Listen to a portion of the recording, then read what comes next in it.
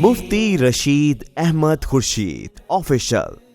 Corona virus کا test روزے کی حالت میں کروانا۔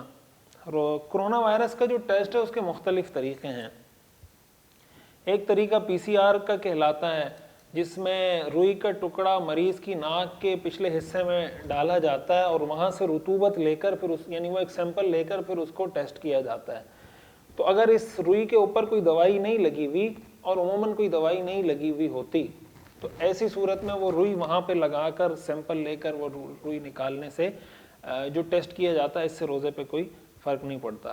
دوسرا، ہاں اگر کوئی روئی میں دوائی لگائی ہوئی ہے اور وہ اس کو وہاں تک لے کے گئے تو ظاہر ہے پھر اس سے روزہ ٹوٹ جائے گا۔ دوسرا طریقہ کرونا وائرس کے ٹیسٹ کا یہ ہوتا ہے کہ مریض کے منہ اور حلق سے لعاب حاصل کر کے اس کا ٹیسٹ کیا جاتا ہے۔ اب ظاہر ہے کہ حلق سے یعنی لعاب آپ دے دیتے ہیں ٹیسٹ کرنے کے لیے تو اس سے بھی کوئی فرق نہیں پڑتا، بس شرط یہ ہے کہ حلق سے اگر وہ لعاب لے رہے ہیں تو حلق میں کوئی دوائی نہ ڈالیں۔ اگر حلق میں دوائی ڈال دی اور وہ حلق میں پہنچ گئی تو اس سے روزہ ٹوٹ جائے گا۔ تیسرا طریقہ اینٹی باڈی ٹیسٹ کا ہوتا ہے، جس میں مریض کا بلڈ ٹیسٹ ہوتا ہے، اور بلڈ ٹیسٹ میں پہلے بتا چکا ہوں کہ بلڈ ٹیسٹ کی وجہ سے روزے پہ کوئی فرق نہیں پڑتا۔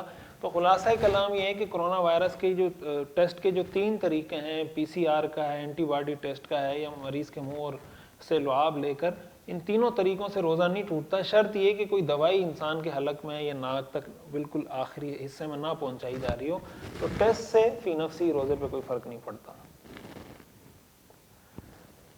اسی طرح روزے کی حالت میں الٹرا ساؤنڈ کروانا، ایکس رے کروانا، اسی طرح CT اسکین کروانا، ECG کروانا، ان سارے معاملات جو ٹیسٹ کروائے جا رہے ہوتے ہیں مختلف قسم کے، ان سے روزے پہ کوئی فرق نہیں پڑتا۔